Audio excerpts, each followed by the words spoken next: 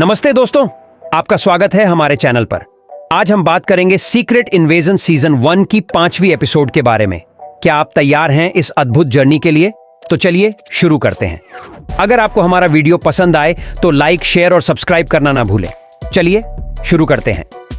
Episode 5 में president रिटसन को ICU में ले जाया जाता है।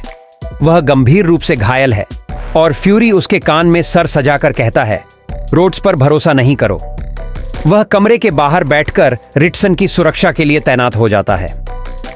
इसी दौरान पागोन को ग्राविक की नेतृत्व पर संदेह होता है। उसकी योजना नाकाम रही थी और जब उसे मौका मिला तब नई स्क्रूलोस के नेता ने फ्यूरी को मारने का प्रयास नहीं किया। यह खुलासा होता है कि ग्राविक को फ्यूरी द्वारा कहीं छुपाए गए अवेंजर्स की डीएनए चाहिए। अपने गुस्से में ग्राविक अपनी लंबी एलियन चाबुक से पागोन के दिल को छेद देता है, उसे मार डालता है। वह पागोन के चारों ओर के स्क्रूल्स को बिना चेहरे और नाम के कहता है। बेतो इसे देखकर खास तौर पर चौंक जाता है जब ऑनपरेटिव्स को वारा को मारने के लिए भेजा जाता है, क्योंकि वह ग्राविक के आदेश का पालन नहीं करता। ग्राविक रोड्स स्क्रूल डुप्लीकेट को भी बुलाता है और उससे रिटसन को जिंदा रखने के लिए कहता है। नेता चाहता है कि रिटसन सोचे कि हमलों के पीछे स्क्रूल और रूसी दोनों थे, जबकि न्यूज चैनल तालोस के वीरतापूर्ण कार्य को प्रसारित कर रहे हैं। रोड्स को निर्देश दिया जाता है कि वह रिटसन को रूस में नई स्क्रूलोस भी दिखाए ताकि उसमें यह विश्वास मजबूत हो। जब रोड्स अस्पताल आता है तो फ्यूरी उसके गले पर बंदूक रखता है, लेकिन फ्यूरी कुछ भी नहीं कर सकता है जिससे वह दिखा सके कि रोड्स एक स्क्रूल रावा कहलाता है सिवाय उसे मार डालने के। उसके लिए सबसे बड़ी चौंक इस बात की है कि रोड्स ने पहले ही वह वीडियो जारी कर दिया है जिसमें ग्राविक फ्यूरी के रूप में मारिया को मार रहा था। यह खबर घंटों में ही वायरल हो जाती है। सोनिया एसआईएस डायरेक्टर वेदरबी को पैर में गोली मारती है ताकि उसे स्क्रोल के रूप में पहचान सकें। फ्यूरी ने ऐसा क्यों नहीं किया? क्या वह मार डाला जाता? फिर रावा ने वह क्यों कहा जो उसने कहा? खैर, जब उसे पहचान लिया जाता है, वह रोजा डाल्टन के स्थान की जानकारी देता है। ग्राविक को विद्रोही स्क्रूल्स, जिसमें बेतो भी शामिल है, द्वारा हमला होता है, लेकिन वह उनके लिए बहुत शक्तिशाली है। वह एक संदेश के रूप में बेतो को सार्वजनिक रूप से मारता है ताकि कोई भी उसकी किसी भी क्रिया को सवाल न कर सके। इसी दौरान फ्यूरी एक गुप्त स्थान पर जियाया से मिलता है। वह उससे विनती करता है कि वह खड़ा हो और अपने पिता की वीरतापूर्ण मौत को व्यर्थ न जाने दे। वह खुलासा करती है कि ग्राविक ने हार्वेस्ट नहीं पाया और बजाय इसके कल ऑब्सीडियन, थैनोस के बेटे और फ्लोरा कोल्सिस ग्रूट की डीएनए का उपयोग मशीन में किया। सोनिया रोजा डाल्टन और उसके साथी विक्टर से उसकी घर की प्रयोगशाला में मिलती है। रोजा उसे मशीन कैसे काम करती है यह समझाने के बाद वह इसे आग में लगा देती है। विक्टर रोजा को मारने की धमकी देने पर सोनिया उसे सिर में गोली मार देती है। जियाया तालोस के मृत शरीर के साथ बैठी होती है और उसे दफनाने की तैयारी करती है। वह प्रिसिल्ला की मदद के लिए जाती है।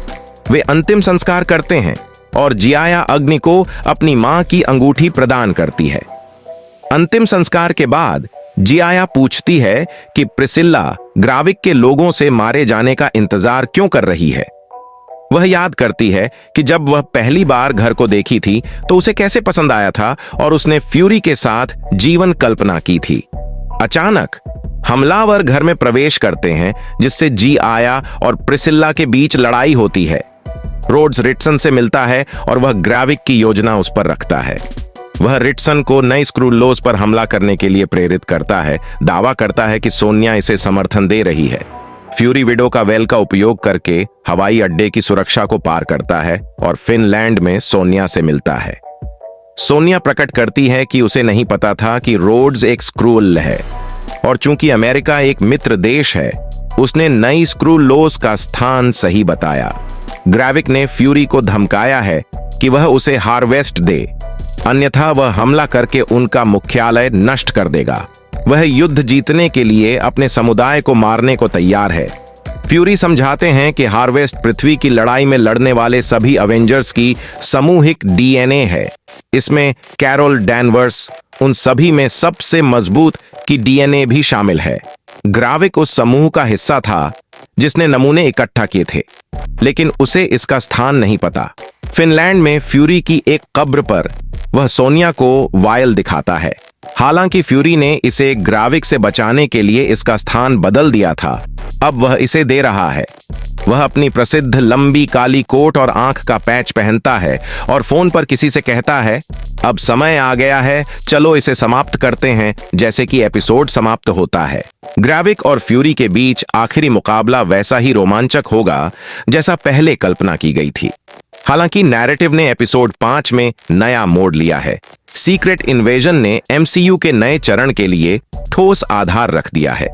इस छोटे सीजन में एक नई शुरुआत हुई, जिसमें परिचित दुख और कुछ बहुत ही रोचक पात्र पेश किए गए। एपिसोड 5 ने पिछले एपिसोड से कहानी की गप्स को भरने की जिम्मेदारी ली। यह बोझ ने वाकई एपिसोड से किसी भी जल्दी को बाहर फेंक दिया, इसे एक गंभीर विचारशील प्रयास बना दिया।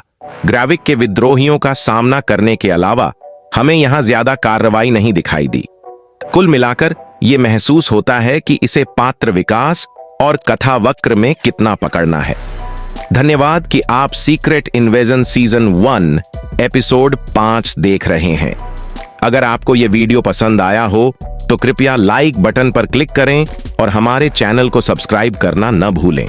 अगले एपिसोड का बेसब्री से इंतजार करें, तक रहे और हमसे जुड़े रहे। धन्यवाद।